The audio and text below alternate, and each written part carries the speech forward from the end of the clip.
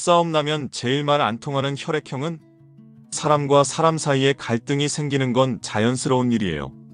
아무리 사이가 좋아도, 아무리 서로를 이해한다고 해도 때로는 의견이 다를 수 있고 감정이 상할 수도 있거든요. 문제는 그 갈등을 어떻게 해결하느냐인데, 어떤 사람들은 대화를 통해 서로의 마음을 이해하고 문제를 풀어나가는 반면, 어떤 사람들은 아예 대화 자체가 불가능해져 버려요. 특히 화가 났을 때 각자의 진면목이 드러나죠. 평소에는 이성적이고 차분해 보이던 사람이 갑자기 말문을 닫아버리거나, 늘 밝고 활발하던 사람이 갑자기 다른 행성 사람처럼 동문서답을 하기 시작하는 거예요. 마치 스위치가 꺼진 것처럼 소통이 단절되는 순간이 오는 거죠. 이런 현상을 관찰해보면 혈액형별로 뚜렷한 패턴이 있어요. 물론 개인차가 있고 상황에 따라 다를 수도 있지만 대체로 비슷한 반응을 보이는 경우가 많거든요. 어떤 혈액형은 논리로 무장하고, 어떤 혈액형은 감정을 완전히 차단하고, 어떤 혈액형은 아예 다른 세상으로 도망가 버려요. 오늘은 싸움이 났을 때 정말 말이 안 통하는 혈액형들을 순위별로 살펴보려고 해요. 혹시 주변에 이런 사람이 있다면 어떻게 대화를 풀어나가야 하는지, 본인이 이런 타입이라면 어떻게 소통을 개선할 수 있는지도 함께 생각해보면 좋을 것 같아요. 여기서 잠시만요. 여러분의 구독과 좋아요는 큰 힘이 됩니다. 소중한 응원 부탁드려요. 첫째, AB형. 이미 마음의 셔터를 내려버린 상태. AB형이 화가 났을 때 가장 무서운 점은 겉으로는 전혀 화가 난 것 같지 않다는 거예요. 여전히 차분한 목소리로 이야기하고, 표정도 크게 바뀌지 않고, 심지어 논리적으로 대답도 해줘요. 하지만 자세히 들어보면 뭔가 이상해요. 마치 컴퓨터가 자동 응답하는 것 같은 느낌이랄까요? 네, 그렇게 생각하실 수도 있겠네요. 일리가 있는 말씀이에요. 아, 그런 관점도 있군요. 이런 식으로 대답은 하지만 그 말에 감정이 전혀 들어있지 않아요. 마치 외교관이 공식 석상에서 하는 멘트 같은 느낌이죠.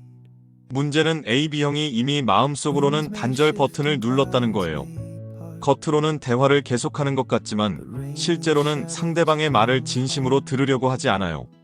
이미 이 사람과는 대화가 안 된다고 판단을 내린 상태에서 그냥 시간만 때우고 있는 거죠. 더 답답한 건 AB형이 논리적으로는 완벽하다는 거예요. 상대방이 감정적으로 이야기하면 좀 더 차분히 이야기해봐요. 감정적으로 접근하면 해결이 안 되잖아요 라고 말해요. 틀린 말은 아니지만 이런 식으로 말하면 상대방은 더 화가 나게 되죠. AB형과 싸움이 났을 때 가장 힘든 점은 상대방이 뭘 원하는지 알 수 없다는 거예요.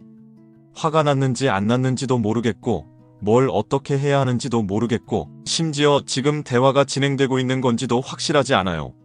마치 미로에 갇힌 것 같은 답답함을 느끼게 되죠. 예를 들어 연인 사이에 갈등이 생겼다고 해보세요. 상대방이 당신이 나를 소중히 여기지 않는 것 같아서 상처받았어 라고 말하면 AB형은 그런 근거가 있나요? 내가 언제 그런 행동을 했는지 구체적으로 말해봐요 라고 대답할 수 있어요. 논리적으로는 맞는 말이지만 감정적으로는 전혀 공감이 안 되는 거죠. 둘째, B형. 혼자만의 세계로 떠나버리는 사람들. B형이 화가 났을 때의 특징은 정말 독특해요.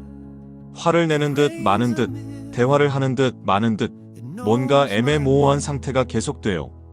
그리고 갑자기 완전히 다른 방향으로 튀어버리는 경우가 많아요. 예를 들어 친구와 약속 시간에 대해 싸우고 있었는데 갑자기 그런데 어제 본 영화가 정말 재밌더라라고 말하기 시작하는 거예요. 상대방은 지금 그게 중요한 게 아니잖아 라고 하지만 B형은 아니야, 이것도 관련이 있어라면서 자기만의 논리로 계속 다른 이야기를 해요. B형의 머릿속에서는 나름대로 연결고리가 있어요. 약속 시간, 시간 개념, 영화 보는 시간, 어제 본 영화, 이런 식으로 연결이 되는 거죠.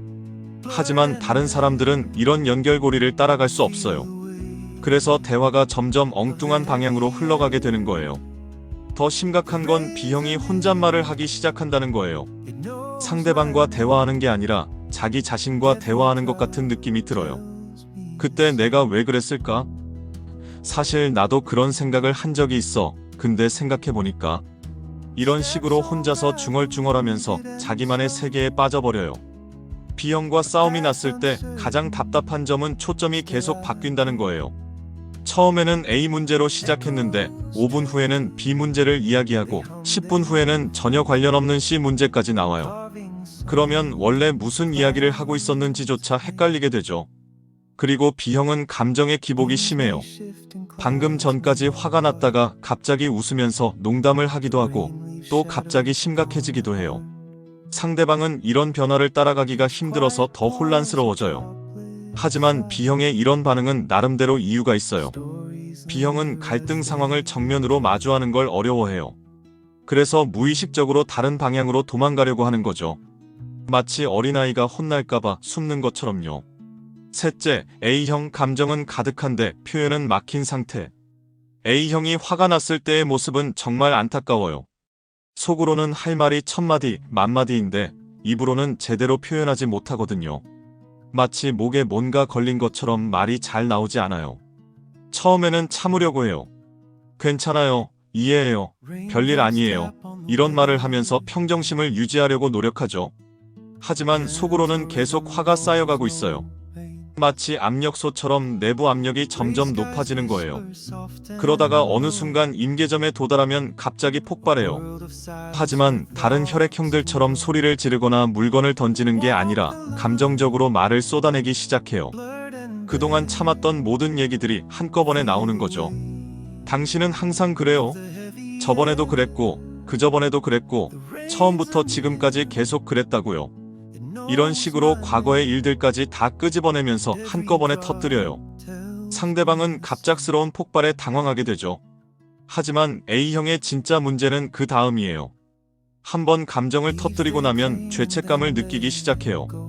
내가 너무 심하게 말했나? 상대방이 상처받았을까? 이런 생각을 하면서 다시 말문을 닫아버려요. 그러면 상대방은 더 답답해져요.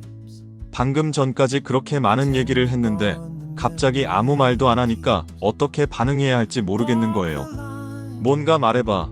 계속 이야기하자라고 해도 A형은 아니에요. 괜찮아요 라고만 반복해요. A형과 싸움이 났을 때 가장 힘든 점은 진짜 속마음을 알기 어렵다는 거예요. 겉으로는 괜찮다고 하지만 속으로는 여전히 화가 나 있는 경우가 많거든요. 그런데 그걸 직접적으로 표현하지 않으니까 상대방은 계속 눈치를 봐야 해요. 더 문제인 건 A형이 혼자서 끙끙 앓는다는 거예요.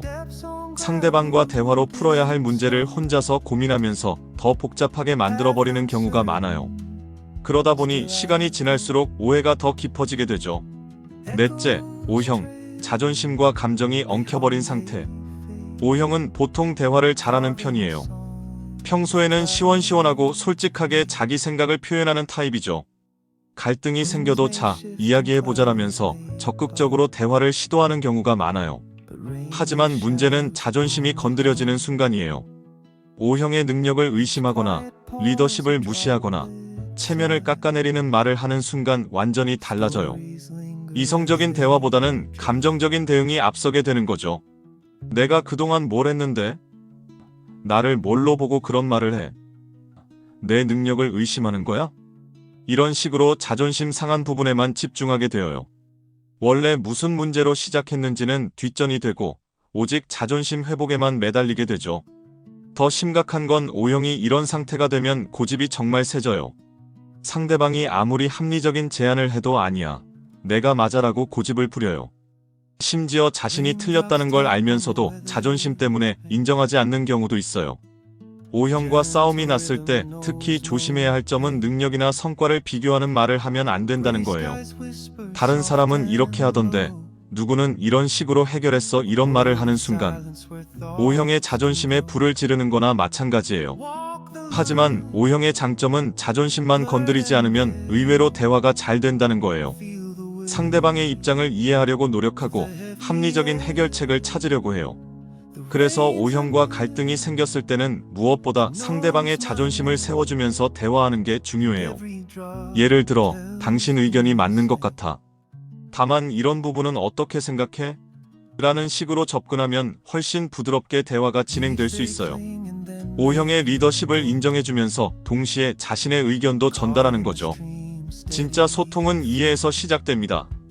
이렇게 혈액형별로 갈등 상황에서의 소통 패턴을 살펴봤는데 어떠셨나요? 혹시 주변 사람들이나 본인의 모습과 비슷한 부분이 있었나요? 물론 혈액형이 모든 걸 결정하는 건 아니에요. 개인의 성격, 성장 환경, 경험 등이 훨씬 더 큰 영향을 미치죠. 하지만 이런 패턴을 알아두면 상대방을 이해하는 데 도움이 될 수 있어요. 예를 들어 AB형과 갈등이 생겼을 때는 감정적으로 접근하기보다는 차근차근 논리적으로 설명하는 게 좋아요. B형과는 한 가지 주제에 집중해서 이야기하려고 노력하고 A형과는 충분한 시간을 두고 기다려주는 인내심이 필요해요. O형과는 상대방의 자존심을 건드리지 않으면서 대화하는 게 중요하고요. 하지만 가장 중요한 건 혈액형별 특징을 이해하는 것보다도 서로를 이해하려는 마음이에요. 상대방이 왜 그런 반응을 보이는지, 무엇 때문에 화가 났는지, 어떤 마음인지를 진심으로 알려고 하는 태도가 필요해요. 싸움 중에 가장 말이 안 통하는 순간은 서로가 자기 입장만 주장할 때예요. 내가 맞고 너는 틀렸어라는 태도로는 절대 문제가 해결되지 않아요. 대신 내 마음도 이해하지만 내 마음도 좀 들어봐라는 자세로 접근해야 해요. 그리고 완벽한 소통은 없다는 걸 인정하는 것도 중요해요. 아무리 가까운 사이라도 100% 이해할 수는 없어요. 때로는 오해도 생기고 갈등도 생기고 서운한 일도 있을 수 있어요. 하지만 그때마다 포기하지 않고 계속 소통하려고 노력하는 게 진짜 관계의 힘이에요. 오늘 이야기를 통해 여러분도 주변 사람들과의 소통 방식을 한번 돌아보는 계기가 되셨으면 좋겠어요. 혹시 평소에 말이 잘 안 통한다고 생각했던 사람이 있다면 그 사람만의 소통 방식이 있을 수도 있어요. 조금 더 이해하고 기다려준다면 분명 더 좋은 관계를 만들어갈 수 있을 거예요. 혈액형보다 중요한 건 서로를 향한 이해의 여지를 항상 열어두는 것입니다.